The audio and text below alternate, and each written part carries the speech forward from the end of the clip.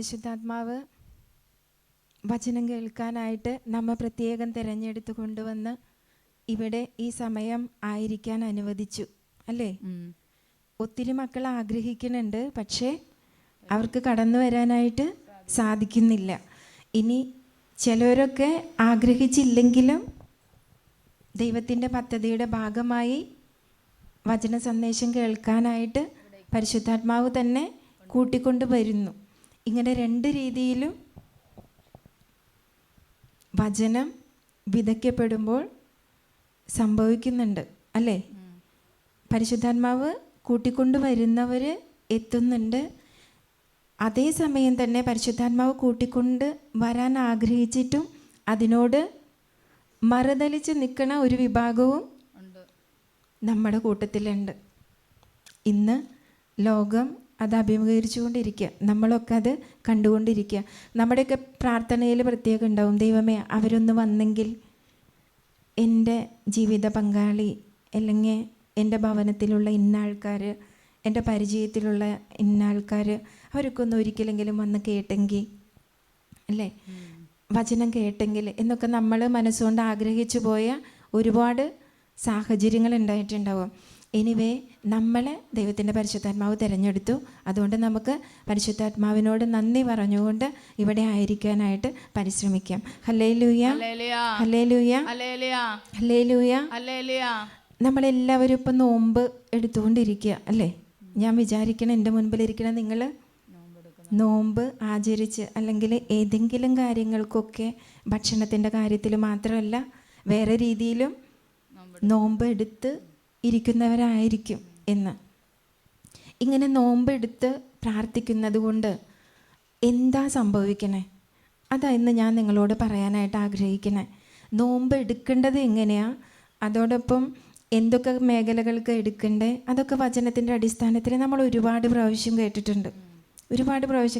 നമുക്കറിയാം ഈ സമയം വലിയ നോമ്പിൻ്റെ 50 ദിവസം അത് നോമ്പെടുക്കണം, ഇന്ന രീതിയിൽ പ്രാർത്ഥിക്കണം, കുരിശിൻ്റെ വഴി പ്രാർത്ഥന, വിശുദ്ധ കുർബാന മുടങ്ങാതെ കാണാം, അങ്ങനെയൊക്കെ ഒരുപാട് ചെയ്യണമെന്ന് നമുക്കറിയാം. ഒരുപാട് നമ്മൾ അതിനെക്കുറിച്ച് കേൾക്കുന്നുണ്ട്. ഞാനിപ്പോൾ നിങ്ങളോട് പങ്കുവെക്കുന്നത് ഇങ്ങനെ ഏതെങ്കിലും മേഖലയിലൊക്കെ ഭക്ഷണം ഉപേക്ഷിച്ചിട്ടോ അല്ലെങ്കിൽ നമുക്ക് ഏറ്റവും വേണ്ടപ്പെട്ട കാര്യങ്ങളൊക്കെ ഉപേക്ഷിച്ച് മാറ്റിയിട്ട് അങ്ങനെ അല്ലെങ്കിൽ അനുദിനം വിശുദ്ധ കുർബാനയിൽ സംബന്ധിക്കുക എന്ന് തീരുമാനിച്ച് കുരിശിൻ്റെ വഴി പ്രാർത്ഥന ചൊല്ല എന്ന് തീരുമാനിച്ച് ഇങ്ങനെ പല രീതിയിലായിരിക്കും നമ്മളൊക്കെ നോമ്പ് ആചരിക്കുന്നുണ്ടാവാം. ആദ്യ കാലഘട്ടങ്ങളിലാണ് ഈ ഭക്ഷണത്തിൻ്റെ കാര്യത്തിൽ മാത്രം അത് വേണ്ടാന്ന് വെച്ച് അങ്ങനെ ചെയ്തിരുന്നത്. ഇപ്പോഴൊക്കെ നോമ്പിൻ്റെ രൂപവും ഭാവമൊക്കെ ഒരുപാട് മാറിയിട്ടുണ്ട്, കാലഘട്ടത്തിനനുസരിച്ച് മാറണ പോലെ. അങ്ങനെ ഏതൊക്കെ രീതിയിൽ നോമ്പെടുത്താലും ഇത് നമ്മൾക്ക് എങ്ങനെയാണ് ഉപകാരപ്പെടണേ, അതാ നമ്മൾ അറിയേണ്ട കാര്യം.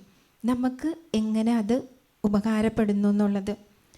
അതിന് എൻ്റെ മുൻപിലേക്ക് പരിശുദ്ധാത്മാവ് കാണിച്ചു തന്ന വചനഭാഗം ദാനിയേൽ പ്രവാചകൻ്റെ പുസ്തകം 10-ാം അധ്യായം.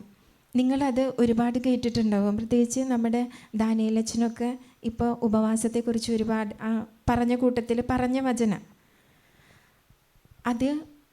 അതിലിപ്രകാരം എനിക്കത് ഏറ്റവും ഇഷ്ടപ്പെടാൻ അല്ലെങ്കിൽ അത് ഞാൻ സെലക്ട് ചെയ്യാനുള്ളൊരു കാരണം എന്ന് പറയണത് അതിൽ കറക്റ്റായിട്ട് ഇങ്ങനെ പറയുന്നുണ്ട്. 10-ാമത്തെ അധ്യായം, അതിൻ്റെ ഹെഡിങ് കാവൽ ദൂതന്മാർ തമ്മിൽ യുദ്ധം. ഈ ഭാഗമാണ് അതിനു വേണ്ടി ഉപവാസം എടുത്ത് ദാനിയേൽ പ്രവാചകന് ഉപവാസം എടുത്ത് പ്രാർത്ഥിക്കുന്നത്. അതിൻ്റെ റീസൺ ഇതാണ്, അവർ അടിമത്തത്തിൽ കഴിയുക, ബാബിലോൺ പ്രവാസികളുടെ അടിമത്തത്തിൽ കഴിയണ കാലഘട്ടത്ത് എന്ന് തങ്ങളുടെ സ്വന്തം ഭവനത്തിലേക്ക് തിരിച്ചു പോകാൻ പറ്റും, എങ്ങനെ അത് സംഭവിക്കും എന്നുള്ള ഉത്കണ്ഠയും ആദ്യമൊക്കെ ദാനിയേൽ പ്രവാചകൻ അലട്ടുന്നുണ്ട്. അങ്ങനെയാണ് ദാനിയേൽ പ്രവാചകൻ ഇങ്ങനെയൊരു പ്രാർത്ഥനയ്ക്ക് തയ്യാറെടുക്കുന്നത്. അതാണ് അതിൻ്റെ ഭാഗം. അതിൽ പറയണ കാര്യം ഇത്രയാ, ദാനിയേൽ പ്രവാചകൻ ആ നോമ്പെടുക്കുന്നത് 3 ആഴ്ച കാലം. ആ 3 ആഴ്ച കാലം 21 ദിവസം, ഒരാഴ്ചയിൽ 7 ദിവസം, 7 × 3 21. അങ്ങനെ 3 ആഴ്ച കാലം എന്നും ആ ഭാഗത്ത് പറയുന്നുണ്ട്, 21 ദിവസം എന്ന് പറയുന്നുണ്ട് നോമ്പെടുക്കുന്നത്. ഈ ദിവസങ്ങളിൽ ദാനിയേൽ പ്രവാചകൻ നോമ്പെടുത്ത് ഉപവാസം എടുക്കുന്നതിലും എന്തൊക്കെ വേണ്ടാന്ന് വെക്കുന്നത്, നല്ല ഭക്ഷണം ഉപേക്ഷിച്ചു, സുഗന്ധലേപനം ചെയ്തില്ല, ആ ഭാഗമൊക്കെ അതിൽ പറയുന്നുണ്ട്. ഇങ്ങനെയാണ് ദാനിയേൽ പ്രവാചകൻ തൻ്റെ ഉപവാസം ചെയ്തുകൊണ്ടിരുന്നത്. ഇങ്ങനെ ചെയ്തുകൊണ്ടിരിക്കുമ്പോൾ ദാനിയേൽ പ്രവാചകന് ദൈവത്തിൻ്റെ ദർശനം വരികയാണ്. ആ ദർശനത്തിൽ ഇങ്ങനെ പറയുകയാണ് ആ ദൂതൻ. 12-ാമത്തെ തിരുവചനം, ദാനിയേൽ പ്രവാചകൻ 10:12. അവൻ പറഞ്ഞു, ദാനിയേലേ, ഭയപ്പെടേണ്ട. ശരിയായി അറിയുന്നതിന് നീ നിന്റെ ദൈവത്തിൻ്റെ മുൻപിൽ നിന്നെ തന്നെ എളിമപ്പെടുത്താൻ തുടങ്ങിയ ദിവസം മുതൽ നിന്റെ പ്രാർത്ഥന കേൾക്കപ്പെട്ടിരിക്കുന്നു. നിന്റെ പ്രാർത്ഥന നിമിത്തമാണ് ഞാൻ ഇപ്പോൾ വന്നിരിക്കുന്നത്. അതായത് ദാനിയേൽ പ്രവാചകൻ 3 ആഴ്ച അല്ലെങ്കിൽ 21 ദിവസം സ്റ്റാർട്ട് ചെയ്ത അന്ന് 1-ാം ദിവസം എളിമപ്പെടുത്തി. അന്ന് തുടങ്ങി ദൈവത്തിൻ്റെ ദൂതൻ പ്രാർത്ഥന കേട്ടു. ഞാൻ ഇന്ന് നിൻ്റെ അടുത്തേക്ക് എത്തിയിരിക്കുന്നു. അതിനുശേഷം 13-ാമത്തെ വാക്യം തുടങ്ങി വായിച്ചു. പേർഷ്യ രാജ്യത്തിൻ്റെ കാവൽ ദൂതൻ 21 ദിവസം എന്നോട് എതിർത്ത് നിന്നു. എങ്കിലും പ്രധാന ദൂതന്മാരിൽ ഒരാളായ മിഖായേൽ എൻ്റെ സഹായത്തിനെത്തി. അതുകൊണ്ട് അവനെ പേർഷ്യ രാജ്യത്തിൻ്റെ കാവൽ ദൂതനോട് എതിരിടാൻ വിട്ടു. വരാനിരിക്കുന്ന നാളുകളിൽ നിന്റെ ജനത്തിന് എന്ത് സംഭവിക്കുമെന്ന് നിന്നെ ഗ്രഹിക്കാൻ ഞാൻ വന്നിരിക്കുന്നു. ദർശനം ഭാവിയെ സംബന്ധിക്കുന്നതാണ്. ഇത്രയും. അതിൽ ദാനിയേൽ പ്രവാചകൻ നോമ്പ് അല്ലെങ്കിൽ ഉപവാസം എടുത്ത 1-ാം ദിവസം പ്രാർത്ഥന ദൈവസന്നിധിയിൽ കേട്ടു. അതിനുശേഷം ഇപ്പോൾ എത്തിയിരിക്കുമ്പോൾ 21 ദിവസമായി. ഇനി അത് തുടർന്ന് വായിച്ചു വരും. അതിൽ പറയും, അന്ന് പ്രാർത്ഥന കേട്ട് ആ പ്രാർത്ഥനയ്ക്ക് ഉത്തരം തരാൻ ദൈവത്തിൻ്റെ ദൂതനെ അയച്ചു. അവിടെ നിന്ന് പോന്നു. പക്ഷേ 21-ാം ദിവസമാണ് എവിടെ എത്തണത്? ദാനിയേൽ പ്രവാചകൻ്റെ അടുത്ത് എത്തണത്. അതിനുള്ളിൽ എന്താ സംഭവിച്ചതെന്ന് പറയുന്നുണ്ട്. അവിടുത്തെ ദൂതനായിട്ട് യുദ്ധം നടന്നു. ആ ഭാഗം ഒന്നും കൂടി വായിക്കാം. 13-ാമത്തെ വചനം. പേർഷ്യ രാജ്യത്തിൻ്റെ കാവൽ ദൂതൻ 21 ദിവസം എന്നോട് എതിർത്ത് നിന്നു. എങ്കിലും പ്രധാന ദൂതന്മാരിൽ ഒരാളായ മിഖായേൽ എൻ്റെ സഹായത്തിനെത്തി. അതുകൊണ്ട് അവനെ പേർഷ്യ രാജ്യത്തിൻ്റെ കാവൽ ദൂതനോട് എതിരിടാൻ വിട്ടു. വരാനിരിക്കുന്ന നാളുകളിൽ നിന്റെ ജനത്തിന് എന്ത് സംഭവിക്കുമെന്ന് നിന്നെ ഗ്രഹിപ്പിക്കാൻ ഞാൻ വന്നിരിക്കുന്നു. അതായത് അവിടെ പ്രാർത്ഥന കേട്ട് ദൂതനെ അയച്ചപ്പോൾ ദൂതൻ വന്നുകൊണ്ടിരിക്കുമ്പോൾ അതിൻ്റെ ഇടയിൽ ആര് കയറി വന്നു? പേർഷ്യ രാജ്യത്തിൻ്റെ കാവൽ ദൂതൻ 21 ദിവസം എന്നോട് എതിർത്ത് നിന്നു. അപ്പോൾ എൻ്റെ പ്രാർത്ഥന കേട്ട ദൂതന് എൻ്റെ പ്രാർത്ഥനയ്ക്ക് ഉത്തരം നൽകാൻ പറ്റിയില്ല 21 ദിവസം. പക്ഷേ ഞാൻ എൻ്റെ നോമ്പ് പൂർത്തിയാക്കി 21 ദിവസം. അതിനുത്തരം നൽകിയേ പറ്റൂ. അതുകൊണ്ട് 21-ാം ദിവസം എന്ത് സംഭവിച്ചു? മിഖായേൽ ദൂതൻ അവിടെ സഹായത്തിന് വന്നു. ഈ ദൂതൻ ദാനിയേലിൻ്റെ മുൻപിൽ വന്ന് വരാനിരിക്കുന്ന കാര്യങ്ങൾ ഗ്രഹിപ്പിച്ചു. ഇതിൽ നിന്ന് നമുക്ക് മനസ്സിലാക്കാനുള്ളത് എന്താ? നമ്മൾ നോമ്പെടുക്കുമ്പോൾ അതിന് നിയോഗം വെച്ചിട്ടായിരിക്കുമല്ലോ ചെയ്യുക. ത്യാഗങ്ങൾ ചെയ്യുമ്പോൾ നിയോഗം വെച്ചിട്ടാണ് ചെയ്യുക. പക്ഷേ നമ്മൾ എന്ന് ചെയ്യാൻ ആരംഭിക്കുന്നു അന്ന് നമ്മുടെ പ്രാർത്ഥന എവിടെ എത്തി? സ്വർഗത്തിലെത്തി. പക്ഷെ നമുക്ക് ആർക്കും ഒന്നും അറിയാൻ പറ്റണില്ലല്ലോ അല്ലേ? നമ്മുടെ നോമ്പ് കഴിഞ്ഞാലും കുറേ ദിവസം കഴിഞ്ഞിട്ടാണ് അതിൻ്റെ ഉത്തരം വരണത്. ഇതിൻ്റെ ഇടയിൽ സംഭവിക്കണ കാര്യം ഈ വചനത്തിലൂടെ വെളിപ്പെടുത്തിയേക്കണേ. ദൈവത്തിൻ്റെ ദൂതൻ നമ്മളെ സഹായിക്കാൻ വരുമ്പോൾ ഇവിടെ പേർഷ്യ രാജ്യത്തിൻ്റെ ദൂതൻ എതിരിടാൻ വന്നു. ഇതുപോലെ നമ്മുടെ കുടുംബങ്ങളിൽ തലമുറകളിലൊക്കെ പ്രമാണലംഘനങ്ങൾ വഴി വന്നിരിക്കുന്ന തടസ്സങ്ങളല്ലേ, അതെല്ലാം ഓരോന്നായിട്ട് മുൻപിലേക്ക് വരാൻ തുടങ്ങും. നമ്മൾ ത്യാഗം ചെയ്യാൻ, നോമ്പെടുക്കാൻ, ഉപവാസം എടുക്കാൻ തുടങ്ങുമ്പോൾ ദൈവം പ്രാർത്ഥന കേൾക്കാഞ്ഞിട്ടല്ല, അതിന് ഉത്തരം തരാൻ ദൈവത്തിൻ്റെ ദൂതൻ അയച്ചു. പക്ഷേ ഈ ദൈവത്തിൻ്റെ ദൂതൻ നമുക്ക് വേണ്ടി എതിരിടേണ്ട എത്രയോ സാഹചര്യങ്ങളാണ് നമ്മളുടെ തലമുറകളിൽ, നമ്മുടെ കുടുംബങ്ങളിൽ, നമ്മുടെയൊക്കെ പ്രവൃത്തികൾ കൊണ്ട് തന്നെ വന്നിരിക്കണേ. ഇതിനെല്ലാം അതിജീവിച്ചു. ഇനി ഇതിൽ നോക്കി 21 ദിവസമായി. 21 ദിവസത്തേക്കാണ് 3 ആഴ്ചക്കാലത്തേക്ക് ദാനിയേൽ ഉപവാസം പറഞ്ഞിരിക്കണേ. ആ 21-ാം ദിവസമായപ്പോഴും ദൈവം അയച്ച ദൂതന് വരാൻ പറ്റിയില്ല, എത്താൻ പറ്റിയിട്ടില്ല. അപ്പോൾ ആ സമയത്ത് മിഖായേൽ മാലാഖയെ ദൂതനെ സഹായത്തിന് അയച്ചു. അങ്ങനെ സഹായത്തിന് അയച്ചതിന് ശേഷമാണ് ഈ ദൂതൻ ദാനിയേലിൻ്റെ അടുത്ത് എത്തുന്നത്. ഇതുപോലെ നമ്മുടെ പ്രാർത്ഥന ആദ്യത്തെ ദിവസം ദൈവസന്നിധിയിലെത്തും. അവിടെ നിന്ന് വരുന്ന ദൂതൻ പല സാഹചര്യങ്ങൾ കൊണ്ട്, പല കാരണങ്ങൾ കൊണ്ട് തടയപ്പെടും. നമ്മൾ നിർത്താതെ പ്രാർത്ഥിക്കുമ്പോൾ, നിർത്താതെ നമ്മുടെ നോമ്പ് കണ്ടിന്യൂ ചെയ്യുമ്പോൾ ദൈവം തന്നെ വേറെ ദൂതൻ, ഇവിടെ മിക്കായേൽ ദൂതനെ അയച്ച പോലെ ദൂതന്മാരെ അയച്ച് സഹായത്തിനെത്തും. അവരുടെ സഹായം വഴി നമ്മുടെ അടുത്തേക്ക് വീണ്ടും അയക്കപ്പെട്ട ദൂതനെ എത്താൻ പറ്റും. അപ്പം നമ്മുടെ കാര്യങ്ങൾ കുറച്ച് ഡിലേ ആയിട്ടുണ്ടാവും, നീങ്ങിപ്പോയിട്ടുണ്ടാവും. ഈ നീങ്ങി പോകാനുള്ള കാര്യം ഒരിക്കലും ദൈവത്തിൻ്റെ ഭാഗത്തുനിന്ന് വരണതല്ല, ദൈവത്തിൻ്റെ ഭാഗത്തുനിന്ന് വരുന്നതല്ല. അത് നമ്മൾ മനസ്സിലാക്കണം. ഒത്തിരി മക്കൾ നിരാശപ്പെട്ടിരിക്കണ ഒരവസ്ഥ ഉണ്ട് എന്ന് മനസ്സിലായത് കൊണ്ടാണ് ഞാനിതിപ്പോൾ പറയണേ. നമ്മൾ പ്രാർത്ഥിക്കേണ്ട നിയോഗങ്ങൾ നടക്കാതെ പോകുന്നത്, നടക്കാൻ വൈകുന്നത്, നടക്കാതെ പോകില്ല. നന്മയായിട്ടുള്ളത് നമ്മൾ ചോദിച്ചാൽ അത് തരുമെന്ന് വചനം നമുക്ക് ഉറപ്പ് നൽകിയിട്ടുള്ളതാണ്. അത് നീങ്ങിപ്പോകുന്നതിൻ്റെ പുറകിൽ ഇങ്ങനെ കുറേ കാര്യങ്ങൾ ഉണ്ട്. ഇത് ദാനിയേൽ പ്രവാചകൻ ഉപവാസം എടുത്ത് നോമ്പെടുത്ത് പ്രാർത്ഥിച്ചതുകൊണ്ട്, ത്യാഗം ചെയ്ത് പ്രാർത്ഥിച്ചതുകൊണ്ട് അതിനെ അതിജീവിച്ച് വേറെ ദൂതനെ സഹായത്തിനയച്ച് ആ കാര്യം, ആ ദർശനം വെളിപ്പെടുത്തി കൊടുക്കാൻ സാധിച്ചത്. നമ്മളെ ഇടയിൽ വെച്ച് ഇത് ബ്ലോക്ക് ചെയ്താലോ? ഞാൻ ഇത്ര ദിവസം പ്രാർത്ഥിച്ചു, എൻ്റെ കാര്യമൊന്നും നടന്നില്ല, ഞാൻ നോമ്പ് നിർത്തി, ത്യാഗം ചെയ്യൽ നിർത്തി, ഉപവാസം നിർത്തി എന്ന് ഞാൻ തീരുമാനിച്ച ഇതിൻ്റെ ഇടയിൽ വേറെ ദൂതനെ അയച്ചിട്ടുണ്ട് തമ്പുരാൻ, ഇല്ലേ? മിഖായേൽ മാലാഖനെ അയച്ചു. അതുപോലെ വേറൊരു ദൂതനെ അയക്കാനുള്ള അവസരം ആരായിട്ട് കളയും? നമ്മളായിട്ട് കളയും. ഞാനിപ്പോൾ ഈ കാര്യം നിങ്ങളോട് പറയണത്, 50 ദിവസത്തെ നോമ്പ് എന്തായാലും നമ്മൾ എടുക്കും, അല്ലേ? തിരുസഭയുടെ നിയമപ്രകാരം നമ്മൾ ചെയ്യും. അതിന് പല നിയോഗങ്ങളും വെച്ചിട്ടുണ്ടാവും. അതിൽ നടന്നിട്ടുണ്ടാവാം, നടന്നിട്ടുണ്ടാവില്ല. 50 ദിവസത്തെ നോമ്പ് കഴിഞ്ഞാലും എൻ്റെ പ്രാർത്ഥന നടന്നിട്ടില്ലെങ്കിൽ എനിക്കത് സാധിച്ച് കിട്ടേണ്ട കാര്യമാണ്, നന്മയായ കാര്യമാണ് എന്ന് എനിക്ക് ബോധ്യമുണ്ടെങ്കിൽ എൻ്റെ നോമ്പിനും ഉപവാസത്തിനും ഞാൻ നോ എന്ന് പറയാൻ പാടില്ല. കണ്ടിന്യൂ ചെയ്ത് എടുക്കണം. അപ്പോൾ ദൈവത്തിൻ്റെ ദൂതന്മാരെ അയച്ച് ഈ തടസ്സങ്ങളെല്ലാം മാറ്റി നമ്മുടെ കാര്യം സാധിക്കുന്നതിലേക്ക് നമ്മളെ എത്തിക്കും.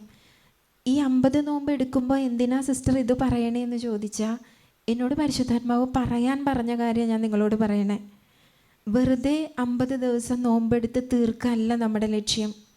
എന്ത് നിയോഗത്തിലും ഞാൻ എൻ്റെ നോമ്പ് ആരംഭിച്ചോ, എന്ത് നിയോഗത്തിലും ഞാൻ ത്യാഗം ചെയ്തോ, എന്ത് നിയോഗത്തിലും ഞാൻ മധ്യസ്ഥ പ്രാർത്ഥന ആരംഭിച്ചോ, എന്ത് നിയോഗത്തിൽ പുലർച്ചെ 3 മണിക്ക് ഞാൻ എണീറ്റ് പ്രാർത്ഥിച്ചോ, അത് എന്ന് നടന്നു കിട്ടുന്നോ അന്ന് വരെ ഞാനത് കണ്ടിന്യൂ ചെയ്യണം. അത് നടന്ന് കിട്ടും. ദൈവത്തിന് അസാധ്യമായിട്ട് ഒന്നുമില്ല, ഒന്നും ഈ ഭൂമിയിലില്ല. വചനമല്ലേ അത്? ഒന്നും ഈ ഭൂമിയിൽ ഇല്ല. അതുകൊണ്ട് നമ്മൾ നമ്മുടെ പ്രാർത്ഥന, നമ്മുടെ നോമ്പ്, നമ്മുടെ ത്യാഗങ്ങളൊന്നും മുടക്കരുത് എന്നാണ് എന്നോട് പറയണേ. അതുകൊണ്ട് ഞാൻ പറയണം, നോമ്പ് എങ്ങനെ എടുക്കണം, ഏതൊക്കെ മേഖലയിൽ എടുക്കണം, അതൊക്കെ നിങ്ങൾക്ക് അറിവുള്ളതാ. അതിനെക്കുറിച്ച് ഞാൻ അധികം പറഞ്ഞു തരണ്ട. പക്ഷെ നോമ്പ് എടുക്കുമ്പോൾ, ഉപവാസം എടുക്കുമ്പോൾ, ത്യാഗം എടുക്കുമ്പോൾ നമ്മുടെയൊക്കെ ജീവിതത്തിൽ സംഭവിച്ചുകൊണ്ടിരിക്കുന്നത് ഇതാണ്. ഇത്രയും കാര്യങ്ങൾ നടന്നുകൊണ്ടിരിക്കുന്നുണ്ട്. അത് നടക്കാൻ നമ്മൾ അനുവദിക്കണം. അതിനൊരു ഡേറ്റ് പറഞ്ഞ് നമ്മൾ ബ്ലോക്ക് ചെയ്യരുത്. ഡേറ്റ് പറഞ്ഞ് എടുക്കണം. അതിനുള്ളിൽ നമ്മുടെ പ്രാർത്ഥനയുടെ ശക്തി കൊണ്ട് നമുക്ക് നേടിയെടുക്കാൻ പറ്റും. നമുക്ക് അതെല്ലാം നേടിയെടുക്കാൻ പറ്റും. ഇനി അത് അപ്പോൾ നടന്നില്ലെങ്കിൽ അത് കണ്ടിന്യൂ ചെയ്യുക.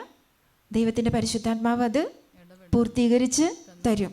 അപ്പോൾ നോമ്പ്, ഉപവാസം, പ്രാർത്ഥന ഇതൊക്കെ ഒരു പരിധിക്കുള്ളിലല്ല, തുടർന്നു കൊണ്ടും ചെയ്യേണ്ട കാര്യമാണ് എന്നാണ് ഈ വചനഭാഗം വായിച്ചപ്പോൾ എൻ്റെ മനസ്സിലേക്ക് പരിശുദ്ധാത്മാവ് തന്ന ഒരു ബോധ്യം.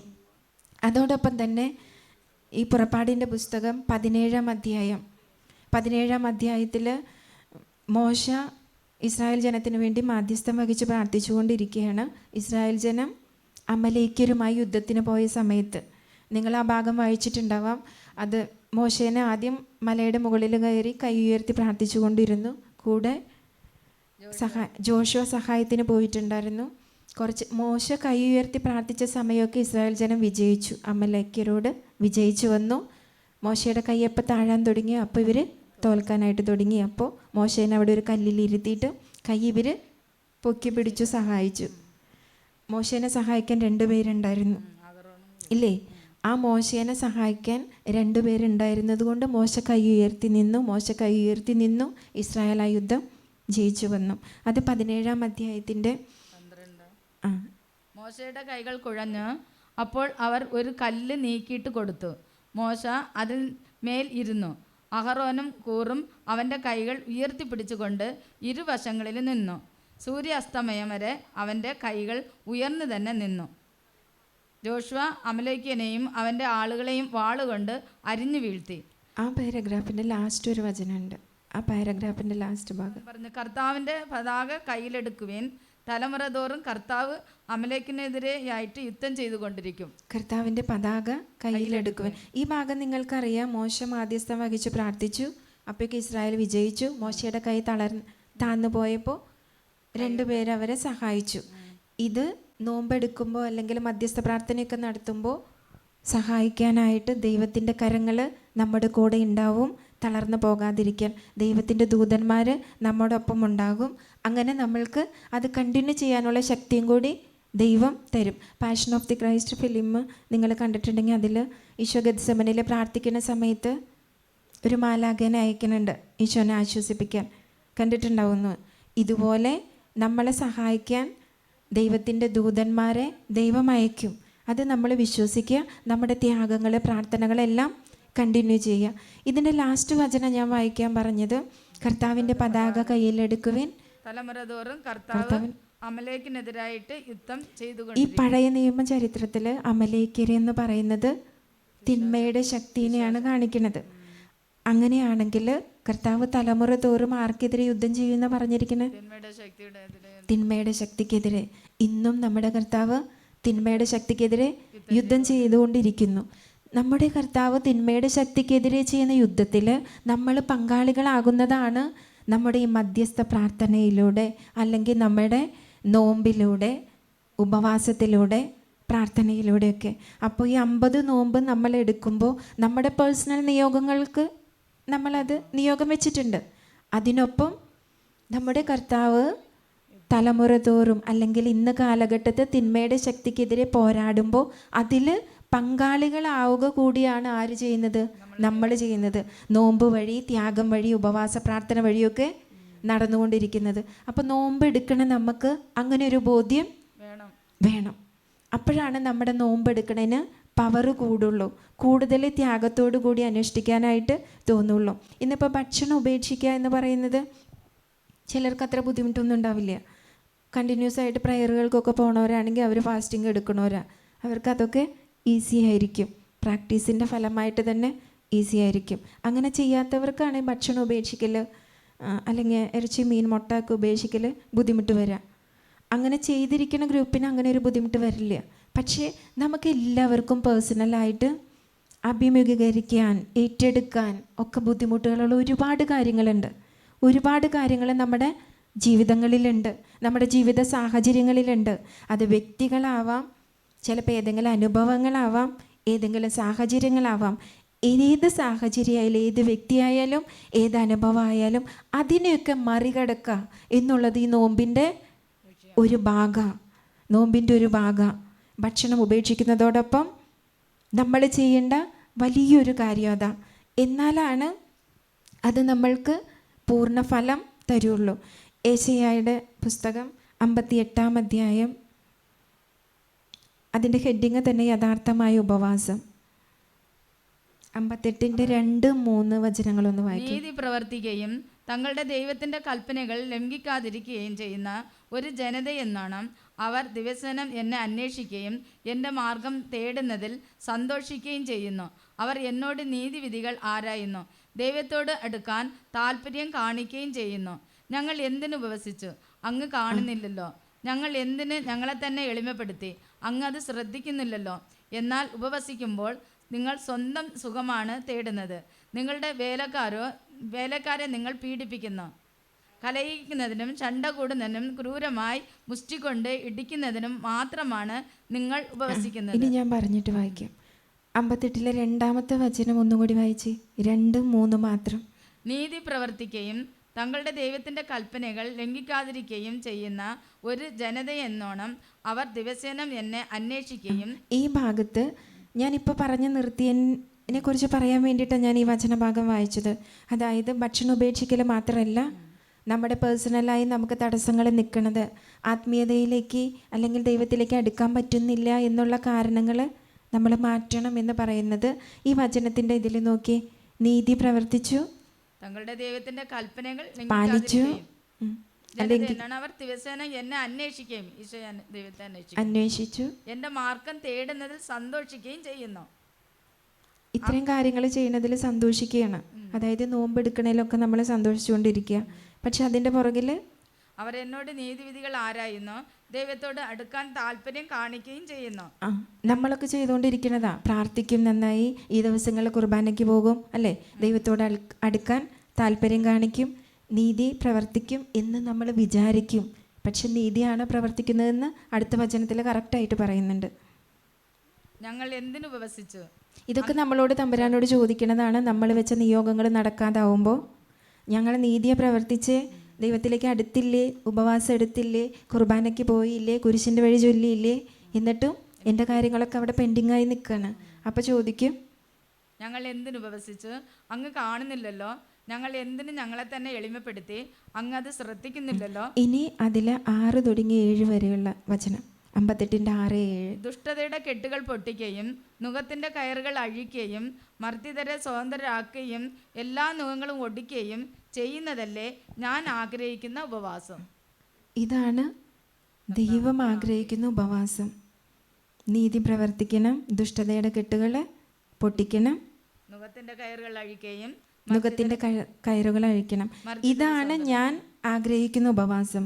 2 തുടങ്ങി 3 വരെയുള്ള വചനങ്ങളിൽ നമ്മൾ ആഗ്രഹിച്ചെടുക്കണ ഉപവാസം, പള്ളി പോവുക, കുരിശിൻ്റെ വഴി നടത്തുക, ഇതൊക്കെ നമ്മൾ വിചാരിക്കും ദൈവത്തെ പ്രീതിപ്പെടുത്താൻ എളുപ്പമുള്ള കാര്യങ്ങളാണ് എന്ന് വിചാരിച്ച് നമ്മൾ ചെയ്യുന്നു. അത് പ്രീതിപ്പെടുത്താൻ എളുപ്പമുള്ള വഴികൾ തന്നെയാണ്. പക്ഷേ അതിൻ്റെ പുറകിൽ ഈ 58:6-7 വചനങ്ങളിൽ പറയുന്നത് പോലെ കെട്ട് പൊട്ടിക്കണം, നുകത്തിന്റെ കയറുകൾ അഴിക്കണം,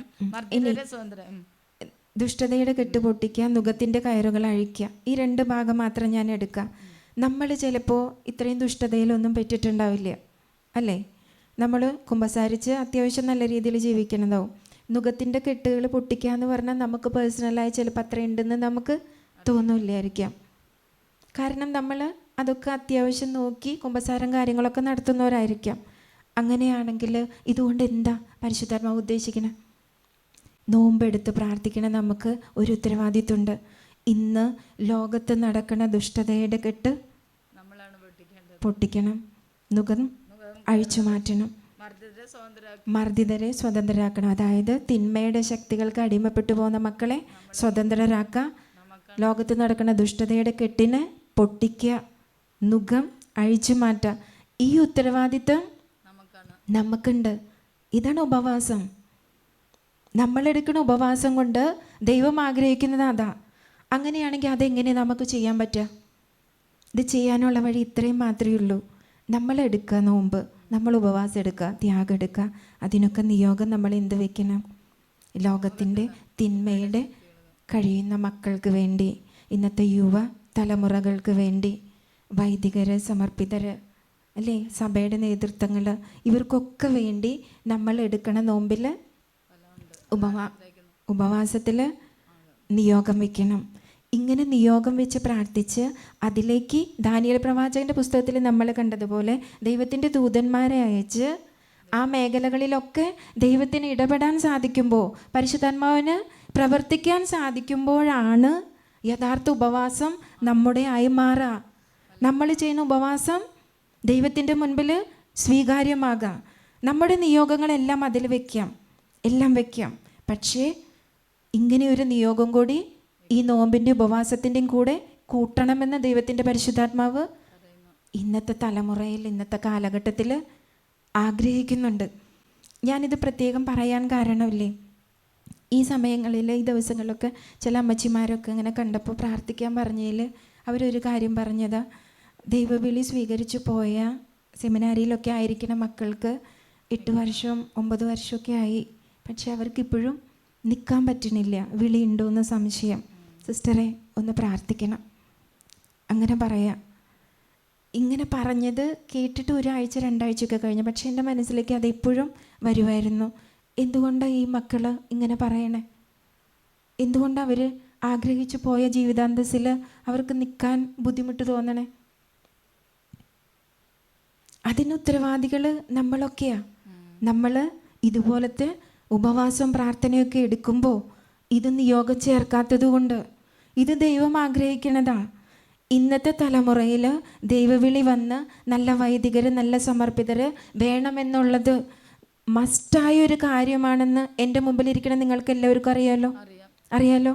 വിശുദ്ധരായ വൈദികരും വിശുദ്ധരായ സമർപ്പിതരും വിശുദ്ധരായ അൽമായ പ്രേക്ഷിതരുണ്ടെങ്കിലേ തിരുസഭയ്ക്ക് ഈ കാലഘട്ടത്തിൽ മുന്നോട്ട് പോകാൻ പറ്റുള്ളൂ, അല്ലേ? അതിന് തടസ്സം സംഭവിച്ചു കൊണ്ടിരിക്കുന്ന ഈ കാലഘട്ടത്ത് നമ്മളെടുക്കണ ഉപവാസത്തിൽ അത് നിയോഗം വന്നില്ല എങ്കിൽ ദൈവത്തിൻ്റെ പരിശുദ്ധാത്മാവിന് എന്ത് ചെയ്യാൻ പറ്റുക? ഒന്നും ചെയ്യാൻ പറ്റില്ല. അതുകൊണ്ട് ലോകത്തിൻ്റെ ദുഷ്ടതയുടെ കെട്ടുപൊട്ടാൻ, നമ്മുടെ മക്കൾക്ക് നല്ല ദൈവവിളികൾ വരാൻ, നല്ല അൽമായ ശുശ്രൂഷകർ വരാൻ നമ്മൾ ആഗ്രഹിച്ച് പ്രാർത്ഥിക്കേണ്ട കാലം അതിക്രമിച്ചു. ഇന്നലെ എനിക്കൊരു ഫോൺ കോൾ വന്നു. ഓസ്ട്രേലിയയിലുള്ളൊരു ചേട്ടനാണ്. സാധാരണ പുറത്തേക്കൊന്നും എൻ്റെ നമ്പർ കൊടുക്കാറില്ലാത്തതാണ്. ഞങ്ങളുടെ ഒരു സിസ്റ്റർ വഴിയായിട്ട് അറിഞ്ഞതുകൊണ്ട് വന്നതാണ്. ആ ചേട്ടൻ എന്നോട് പറഞ്ഞ ഒറ്റ കാര്യമാണ്, സിസ്റ്ററെ, നമ്മുടെ നാട്ടിൽ നിന്നൊക്കെ പഠിക്കാനെന്ന് പറഞ്ഞ് ഒത്തിരി മലയാളി കുട്ടികൾ ഓസ്ട്രേലിയയിലേക്ക് വന്നിട്ടുണ്ട്. എൻ്റെ അനുഭവത്തിലുണ്ട്. ഇവരെല്ലാം ഇവിടെ നയിച്ചു കൊണ്ടിരിക്കുന്ന ജീവിതം കണ്ടിട്ട് വേദനിച്ചിട്ടാണ് ഞാൻ സിസ്റ്ററോട് വിളിച്ച് പറയണേ, എന്തെങ്കിലും ചെയ്യാൻ പറ്റുമോ? ലിവിങ് ടുഗദറാ, എല്ലാവരും ലിവിങ് ടുഗദറാ. ഹോസ്റ്റലുകളിൽ ആൺകുട്ടികളും പെൺകുട്ടികളൊക്കെ ഒരുമിച്ച് നിൽക്കുക. എന്താ ചെയ്യേണ്ടതെന്ന് അറിയില്ല. അതുകൊണ്ടാണ് ഞാൻ സിസ്റ്ററെ വിളിച്ചതെന്ന്. നമ്മൾ നോമ്പെടുക്കണോ? ഉപവാസം നടത്തണോ? അതിലിത് നിയോഗം വയ്ക്കണോ? നമ്മുടെ മക്കളെല്ലാം ഇന്ന് പുറം രാജ്യങ്ങളിലേക്കല്ലേ പോണേ? ഇതിക്ക് മുമ്പ് ഒരു ടോക്ക് ഞാൻ പറഞ്ഞായിരുന്നു, എന്തുകൊണ്ടാണ് നമ്മുടെ മക്കൾ മുഴുവൻ അങ്ങോട്ട് പോണത്? എന്തുകൊണ്ടാണ് പോണത്? ഇതിൻ്റെയൊക്കെ പുറകിൽ തലമുറകളിൽ നടന്ന ദൈവകൽപ്പന ലംഘനം ഉണ്ട്. ഇന്ന് നമ്മുടെ മക്കളൊക്കെ പോയിട്ട് അവിടെ നല്ല രീതിയിലല്ല, പള്ളികളുണ്ട്, കൂദാശകൾ അവിടെ നടക്കുന്നുണ്ട്. പക്ഷെ നമ്മുടെ നാട്ടിൽ നിന്ന് പോണ മക്കൾക്ക് അവിടേക്കൊന്നും പോകാൻ പറ്റണില്ല.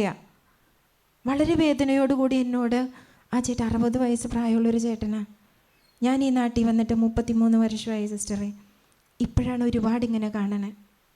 നാട്ടിൽ നിന്ന് വരുന്ന മക്കളൊക്കെ ഇങ്ങനെയാണ്. നോമ്പും പ്രാർത്ഥനയൊക്കെ കൂട്ടണ്ടേ? നിയോഗങ്ങൾ മാറ്റണ്ടേ? നമ്മൾ മാറ്റണം. എന്തിനാ ഞാൻ ഇതിനു വേണ്ടി നോമ്പെടുക്കാൻ പറയണേ എന്നറിയോ? ഈ തലമുറയിൽ വന്ന ലംഘനങ്ങൾ, പ്രമാണ ലംഘനങ്ങൾ, തലമുറകളിൽ വന്ന കെട്ടുകളാണ് നമ്മുടെ മക്കളെ ജഡിക പാപങ്ങളിലേക്ക് കൊണ്ടുപോകണേ. 1-ാം പ്രമാണ ലംഘനം, പിന്നെ കണ്ടിന്യൂ ചെയ്യുന്നത് 6-ാം പ്രമാണ ലംഘനത്തിലേക്കാണ്. അതിന്ന് ജഡിക പാപത്തിൻ്റെ മേഖലയല്ലേ? നമ്മുടെ മക്കളൊക്കെ അതിൽ പെട്ടുകിടക്കുക. ആ കെട്ടൊക്കെ അഴിക്കണമെങ്കിലല്ലേ നമ്മൾ ഉപവാസവും പ്രാർത്ഥനയും എടുത്തേ പറ്റൂ. ഈ കൂട്ടത്തിൽ ആമ്മച്ചി വൊക്കേഷൻ്റെ കാര്യം പറഞ്ഞില്ലേ? നമ്മൾ പ്രാർത്ഥിക്കേണ്ട ഒരു മേഖലയാണ്. ഇതുപോലെ തലമുറകളിൽ പ്രമാണലംഘനങ്ങളുടെ, തിന്മകളുടെ കെട്ട് ഉള്ള ഭവനങ്ങളിൽ നിന്നാ തമ്പുരാൻ ദൈവവിളി എടുക്കണേ, അല്ലേ? ഫ്രാൻസിസ് മാർപ്പാപ്പ പറഞ്ഞിട്ടുണ്ട്, ഒരു തലമുറയുടെ കണ്ണുനീരിൻ്റെ ഉത്തരമാണ് ഒരു ദൈവവിളി. അത് സത്യമാണ്. ഒരു തലമുറയുടെ കണ്ണീരിൻ്റെ ഉത്തരമാണ് ദൈവവിളി. അങ്ങനെയാണെങ്കിൽ ഇങ്ങനെയുള്ള തലമുറകളിൽ നിന്ന് ദൈവവിളി എടുക്കുന്നത് ആ തലമുറേനെ രക്ഷിക്കാനാ. ഒരു വൈദികനാണെങ്കിൽ ആ ചെല്ലുന്ന ഇടവകയെ, ഇടപഴകുന്ന മേഖലയൊക്കെ തമ്പുരാനിലേക്ക് അടുപ്പിക്കാൻ, സിസ്റ്റേഴ്സും പ്രവർത്തന മേഖലകളിലേക്ക് ഇടപഴകി ദൈവജനത്തെ ദൈവത്തിലേക്ക് അടുപ്പിക്കുക. അലമായ പ്രേക്ഷിതർക്കും അത് തന്നെ ഉത്തരവാദിത്വം, അല്ലേ? അങ്ങനെ ചെയ്യണമെങ്കിൽ നമ്മൾ പ്രാർത്ഥന ഉയർത്തണം. തലമുറകളിൽ വന്നുപോയ വീഴ്ചകളൊക്കെ പാപത്തിന് പരിഹാരം ചെയ്ത് നമ്മൾ പ്രാർത്ഥിക്കണം. നോമ്പ്, ഉപവാസം എന്നിവ നമ്മൾ കൂട്ടിക്കൊണ്ടുവരണം. ഇതിൻ്റെയൊക്കെ ഫലം കൊണ്ടാണ് ലോകത്തിൽ നിൻ്റെ ഈ ജഡികതയിൽ നിന്ന്, ദുഷ്ടതയിൽ നിന്ന് ലോകം ഒരുക്കി വെച്ചിരിക്കുന്ന ആ നുഖത്തിൻ്റെ കെട്ടുകളൊക്കെ നമുക്ക് അഴിച്ചു കൊടുക്കാൻ പറ്റുള്ളൂ. ഞാനിത് പ്രത്യേകം പറയുന്നത്, ഈ മാർച്ച്, ഏപ്രിൽ, മെയ് കാലഘട്ടമൊക്കെ വൊക്കേഷൻ സെലക്ഷൻ നടക്കണ, കുട്ടികൾ ഡിസിഷൻ എടുക്കണ കാലഘട്ടങ്ങളാണ്. അപ്പം നമ്മൾ പ്രത്യേകിച്ച് പ്രാർത്ഥിക്കണം, തലമുറകളിൽ നിന്ന് ദൈവവിളി ഉയർന്നു വരാൻ. ഓരോ കുടുംബത്തിൽ നിന്ന് വരുമ്പോൾ ഒരു തലമുറയാണ് തമ്പുരാൻ അതിലൂടെ രക്ഷിക്കുന്നത്. അപ്പോൾ നമ്മുടെ പ്രാർത്ഥനയിലും നോമ്പിലും ഉപവാസത്തിലൊക്കെ അങ്ങനെ ഒരു നിയോഗം ചേർക്കണം. നല്ല ദൈവവിളികൾ തിരുസഭയ്ക്ക് ലഭിക്കാനായിട്ട്, നമ്മുടെ മക്കൾക്കൊക്കെ അങ്ങനത്തെ ദൈവവിളികൾ സ്വീകരിക്കാനുള്ളൊരു പ്രേരണ ഉണ്ടാകാനായിട്ട് ഇതൊക്കെ നമ്മുടെ നോമ്പിൻ്റെ ഉപവാസത്തിൻ്റെയും നിയോഗങ്ങളിൽ കൂട്ടിച്ചേർക്കുമ്പോഴാണ് ദൈവം ആഗ്രഹിക്കുന്ന യഥാർത്ഥ ഉപവാസമായി മാറാം. ദുഷ്ടതയുടെ കെട്ട് പൊട്ടിക്കാൻ, നുകത്തിൻ്റെ കെട്ടഴിക്കാൻ ഒക്കെ ദൈവമക്കൾ പ്രാപ്തരായി വരാൻ ആ ഒരു ഉത്തരവാദിത്തം നോമ്പെടുത്ത് പ്രാർത്ഥിക്കുന്ന നമുക്കെല്ലാവർക്കും ഉണ്ട്. ഉറപ്പായിട്ടും തമ്പുരാൻ അത് ആഗ്രഹിക്കണതാ. കാലഘട്ടത്തിൻ്റെ തിന്മകൾക്കെതിരെ മധ്യസ്ഥ പ്രാർത്ഥന ഉയർത്താൻ, ത്യാഗം ചെയ്ത് പ്രാർത്ഥിക്കാൻ, ഉപവാസം എടുത്ത് പ്രാർത്ഥിക്കാനൊക്കെ നമ്മുടെ എല്ലാ നിയോഗങ്ങളും നമുക്കതിൽ വയ്ക്കാം. ഒപ്പം ലോകത്തിൻ്റെ ഈ നിയോഗം, ഈ കാലഘട്ടത്തിൻ്റെ ഈ നിയോഗം നമ്മൾ ചേർത്ത് വെച്ച് പ്രാർത്ഥിക്കണം. അങ്ങനെ പ്രാർത്ഥിക്കുമ്പോഴാണ് പരിശുദ്ധാത്മാവിന് എളുപ്പം ഇടപെടാനായിട്ട് സാധിക്കുക. അപ്പം അതുകൊണ്ട് പ്രത്യേകിച്ച് ഒക്കേഷൻ കാലഘട്ടം നടക്കണ ഈ സമയങ്ങളിൽ കുട്ടികൾക്ക് തീരുമാനങ്ങൾ എടുക്കാൻ പറ്റാൻ, അതിൽ നിലനിൽപ്പ് കിട്ടാൻ, ഇതിനൊക്കെ നമ്മൾ പരിഹാരം ചെയ്ത് പ്രാർത്ഥിക്കുമ്പോൾ അവരുടെയൊക്കെ തലമുറകളിൽ വന്ന ആ കെട്ട് പരിശുദ്ധാത്മാവ് അഴിക്കും. അങ്ങനെ അഴിക്കുമ്പോൾ ദൈവവിളി വരും. നല്ല അൽമായരായിട്ട് ശുശ്രൂഷ ചെയ്യുന്ന മക്കൾ വരും. വിദേശ നാടുകളിലേക്കൊക്കെ പോണ മക്കൾ നല്ല രീതിയിൽ ശുശ്രൂഷ ചെയ്ത് അവിടെയും ദൈവരാജ്യം പടുത്തുയർത്തും. ഇത് ദൈവം ആഗ്രഹിക്കുന്ന കാര്യമാണ്. ലോകം മുഴുവൻ സുവിശേഷം അറിയിക്കണം. 2033 ആകുമ്പോഴേക്കും ലോകം മുഴുവൻ സുവിശേഷം എത്തണം എന്നാണ്. അങ്ങനെയാണെങ്കിൽ നമ്മുടെ ഈ മക്കൾ പോകുന്നിടത്തൊക്കെ ദൈവത്തെയാണ് കൊടുക്കേണ്ടത്, ദൈവത്തിൻ്റെ വചനത്തെയാണ് കൊടുക്കേണ്ടത്. അത് കഴിഞ്ഞിട്ട് നമ്മുടെ ഭാവി, നമ്മുടെ കാര്യങ്ങളെല്ലാം വരുള്ളൂ. അപ്പോൾ അവരായിരിക്കുന്ന ഇടങ്ങളിൽ ദൈവത്തെ കൊടുക്കാൻ, ദൈവവചനത്തെ കൊടുക്കാൻ, ഉത്തമ മാതൃക ജീവിതം നയിക്കാൻ, വചനം കൊടുത്തില്ലെങ്കിലും മാതൃകയായിട്ട് ചെല്ലുന്ന ഇടങ്ങളിൽ മാതൃകാ ജീവിതം നയിച്ചാൽ മാത്രം മതി ഏറ്റവും വലിയ സാക്ഷിയാണ്. അത് നമ്മുടെ മക്കൾക്ക് സാധിക്കണം. ഇന്ന് നമ്മുടെ മക്കളൊക്കെ വിദേശ നാടുകളിലാണ് കൂടുതൽ ചെല്ലുന്നതെങ്കിൽ, അത് ജോലിക്ക് വേണ്ടിയിട്ട്, പഠിപ്പിന് വേണ്ടിയിട്ടാണ് പോകുന്നതെങ്കിൽ, അതിൽ ദൈവത്തിൻ്റെ പരിശുദ്ധാത്മാവ് ഇങ്ങനെയൊരു നിയോഗം കൂടി വെക്കുന്നുണ്ട്. ആ നിയോഗം പൂർത്തീകരിക്കപ്പെടണം. ലോകം മുഴുവൻ സുവിശേഷം എത്തണം. ലോകം മുഴുവൻ ഈശോയെ അറിയണം. അതിലുപരി ഈശോയ്ക്ക് വേണ്ടി വിശുദ്ധിയോടുകൂടി ജീവിക്കുന്ന ഒരു വിഭാഗം വേണം. വിശുദ്ധിയാണ് എല്ലാത്തിൻ്റെയും അടിസ്ഥാനം. അതാണ് നമ്മുടെ തലമുറകളിൽ നിന്ന് നഷ്ടപ്പെട്ടു പോയിക്കൊണ്ടിരിക്കുന്നത്. അപ്പോൾ ഈ നോമ്പ് എടുത്ത് പ്രാർത്ഥിക്കുമ്പോൾ ദാനിയേൽ പ്രവാചകൻ്റെ പുസ്തകം 10-ാം അധ്യായത്തിൽ നമ്മൾ മനസ്സിലാക്കിയതുപോലെ ദൈവം ഓരോ വ്യക്തികളും എടുക്കുന്ന നോമ്പിന്, ഉപവാസത്തിന്, ത്യാഗത്തിനൊക്കെ വില കൽപ്പിച്ച് തുടങ്ങുന്ന അന്ന് തന്നെ ദൈവത്തിൻ്റെ ദൂതന്മാരെ അയക്കുന്നുണ്ട്. ഈ ദൂതന്മാർ അവരുടെ പ്രവൃത്തി പൂർത്തീകരിക്കാൻ, എന്തുദ്ദേശത്തോടെയാണോ ദൈവത്തിൻ്റെ ദൂതന്മാരെ ദൈവം അയച്ചത്, ആ പ്രവൃത്തി പൂർത്തീകരിക്കാൻ നമ്മുടെ പ്രാർത്ഥന, നമ്മുടെ നോമ്പ്, നമ്മുടെ ത്യാഗമൊക്കെ കാരണമാകണം. അത്രയ്ക്ക് പവറുള്ളതായി മാറണം നമ്മളെടുക്കണ നോമ്പ്, നമ്മളെടുക്കണ ത്യാഗം. അത് നമ്മുടെ പേഴ്സണൽ നിയോഗങ്ങൾക്ക് വേണ്ടിയല്ല, അതിലുപരി ഈ കാര്യത്തിനും കൂടി നമ്മൾ സമർപ്പിച്ച് പ്രാർത്ഥിക്കണം. കാലഘട്ടത്തിൻ്റെ ഒരു ആവശ്യമാണ് വിശുദ്ധിയുള്ളൊരു സമൂഹം രൂപപ്പെടാം. വിശുദ്ധിയുള്ള വൈദികർ, വിശുദ്ധിയുള്ള സമർപ്പിതർ, വിശുദ്ധിയുള്ള അൽമായ ശുശ്രൂഷകർ വരിക എന്നുള്ളത് ഇന്നത്തെ കാലഘട്ടത്തിൻ്റെ ആവശ്യമാണ്. അതുകൊണ്ട് ഇന്നത്തെ തലമുറയിൽ മക്കൾ എവിടെയൊക്കെ ചെന്നെത്തുന്നോ അവിടെയൊക്കെ വിശുദ്ധിയുടെ ഉത്തമ നിറകുടങ്ങളായി നമ്മുടെ യുവതലമുറ മാറാൻ, നമ്മുടെ തലമുറയിലുള്ള മക്കൾ, നമ്മുടെ കുടുംബങ്ങളിലുള്ള മക്കളൊക്കെ മാറാനായിട്ട് നമ്മൾ തീഷ്ണതയോടുകൂടി പ്രാർത്ഥിക്കേണ്ട കാലഘട്ടം. അത് ആ ഒരു നിയോഗം കൂടി വെച്ചിട്ടാവട്ടെ ഈ വർഷത്തെ നിങ്ങളുടെ നോമ്പ്, ഈ വർഷത്തെ നിങ്ങളുടെ ഉപവാസം, ഈ വർഷം നമ്മൾ കുരിശിൻ്റെ വഴി സമർപ്പിക്കുന്നത്, ദിവ്യബലിയിൽ പങ്കെടുക്കുന്നത്, അതെല്ലാം ഈ ഒരു നിയോഗം കൂടി വെച്ച് ദൈവത്തിൻ്റെ പരിശുദ്ധാത്മാവിൻ്റെ പ്രവർത്തനങ്ങൾക്ക് നമ്മുടെ ഭാഗത്തു നിന്ന് നമ്മളൊരു സപ്പോർട്ട്, നമ്മുടെ ഭാഗത്തു നിന്ന് നമ്മുടെ ഒരു സഹകരണം നമുക്ക് കൊടുക്കാം. അപ്പോൾ നോമ്പെടുത്ത് പ്രാർത്ഥിക്കുന്ന എല്ലാവർക്കും നല്ല രീതിയിൽ തീക്ഷ്ണതയോടുകൂടി ആ നോമ്പെടുത്ത് ദൈവത്തിൻ്റെ ശക്തി ഭൂമിയിൽ വെളിപ്പെടുത്താൻ, ദൈവത്തിൻ്റെ വിശുദ്ധിയിലേക്ക് കൂടുതൽ അടുക്കാൻ സാധിക്കട്ടെ എന്ന് ഞാൻ പ്രാർത്ഥിക്കുന്നു. ഒപ്പം തന്നെ നോമ്പ് കഴിഞ്ഞാലും വീണ്ടും ത്യാഗം ചെയ്ത് ഉപവാസം എടുത്ത് പ്രാർത്ഥിച്ച് തലമുറകളെ ഒരുക്കാൻ, തലമുറയുടെ കെട്ടുകൾ അഴിക്കാൻ, പ്രമാണലംഘനങ്ങളുടെ കെട്ടുകളിൽ നിന്ന് നമ്മുടെ തലമുറയെ, കുടുംബത്തെ, യുവജനത്തെ, ലോകത്തെ മുഴുവൻ രക്ഷിച്ചെടുക്കാൻ നമുക്ക് ഓരോരുത്തർക്കും സാധിക്കട്ടെ എന്ന് പ്രാർത്ഥിക്കുന്നു. ഈ നിമിഷം നമുക്ക് ഒരുമിച്ച് എഴുന്നേറ്റ് നിന്ന് ദൈവത്തിൻ്റെ പരിശുദ്ധാത്മാവിനാൽ നമ്മൾ കൂടുതൽ ശക്തിപ്പെടുവാനായിട്ട് നമുക്കൊന്ന് ഒരുമിച്ച് പ്രാർത്ഥിക്കാം, ഒരുമിച്ച് സ്തുതിച്ച് പ്രാർത്ഥിക്കാം. പരിശുദ്ധാത്മാവേ, ഞങ്ങളിലേക്ക് ഇറങ്ങി വരണമേ. ഞങ്ങളിലുള്ള പരിശുദ്ധാത്മാവെ ജ്വലിപ്പിച്ച് ഞങ്ങളുടെ ത്യാഗം, ഉപവാസം, നോമ്പ്, പ്രാർത്ഥനയൊക്കെ ബലമായ ആയുധമായി മാറട്ടെ. ഞങ്ങളുടെ ലോകത്തിന് വേണ്ടി, ഞങ്ങളുടെ യുവജനങ്ങൾക്ക് വേണ്ടി, ഞങ്ങളുടെ തലമുറയ്ക്ക് വേണ്ടിയൊക്കെ പ്രാർത്ഥിക്കുവാനെടുക്കുന്ന ഏറ്റവും വലിയ ആയുധമായി മാറട്ടെ ഞങ്ങളുടെ ഈ നോമ്പെടുക്കൽ, ഞങ്ങളുടെ ഉപവാസം, ഞങ്ങളുടെ പ്രാർത്ഥന, ഞങ്ങളുടെ ദാനധർമ്മങ്ങൾ എല്ലാം. അതിനുള്ള ശക്തി ഞങ്ങളിലേക്ക് ചൊരിയണേ പരിശുദ്ധാത്മാവേ. നിന്റെ ശക്തമായ കൃപ ഞങ്ങളിലേക്ക് വർഷിക്കണേ. ത്യാഗങ്ങളിൽ ആഴപ്പെടാൻ, മധ്യസ്ഥ പ്രാർത്ഥനയിൽ ആഴപ്പെടാൻ, പ്രാർത്ഥനയുടെ കരങ്ങൾ രാത്രിയുടെ യാമങ്ങളിൽ ഉയർത്താൻ പരിശുദ്ധാത്മാവെ ഞങ്ങളെ ഒരുക്കണമേ, ഞങ്ങളെ ശക്തിപ്പെടുത്തണമേ. ശിവേ നന്ദി, ശിവേ നന്ദി, നന്ദി, നന്ദി, സ്തുതി.